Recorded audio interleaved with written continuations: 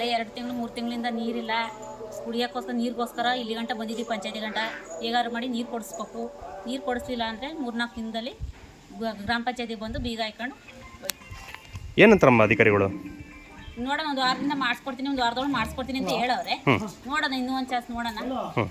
ಮಾಡಿಸ್ಲಿಲ್ಲ ಅಂದರೆ ಒಂದು ವಾರದೊಳಗೆ ಬಂದು ಗ್ರಾಮ ಪಂಚಾಯತಿಗೆ ಬೀಗ ಹಾಕೊಂಡು ಹೋಯ್ತು. ಹೇಗಾರು ಮಾಡೋಟ ಕುಡಿಯೋ ನೀರು ಕೊಡಿಸ್ಬೇಕು. ಕುಡಿಯೋ ನೀರು ಬೇಕು. ತಮ್ಮ ಹೆಸರಮ್ಮ? ಪವಿತ್ರ. ಹೇಳ್ತಿರೋದು ಮಾತಾಡಕ್ಕೆ ಬಿಡ್ತಾರೆ. ಈಗ ಪೈಪು ಎಲ್ಲೋಗೋದು ನೋಡ್ಕೊಳ್ಳೋದ.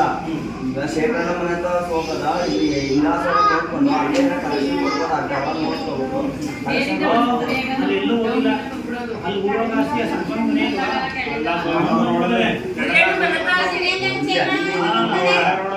ಲಾಸ್ಟ್ ಬಂದು ನಮ್ಮ ಸ್ಟಾಪ್ ಆಗದೆ.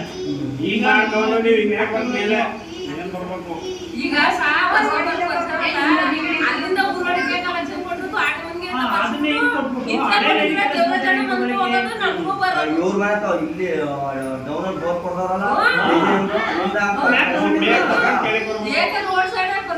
ಹಳೆ ವಿಡಿಯೋ ಕರ್ಕೊಡ್ತೀನಿ ಅಲ್ಲಿಗೆ ತೋರಿಸ್ಬಿಟ್ಟು ಮಾಡಿಸ್ಬೋದು ಅಂತಂದ್ರೆ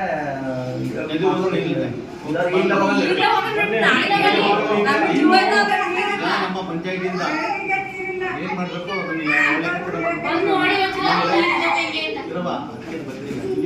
ಇನ್ನಿನ ಜೊತೆ ಮಂಡಳಿ ಜೈ ಮತ್ತೊಂದು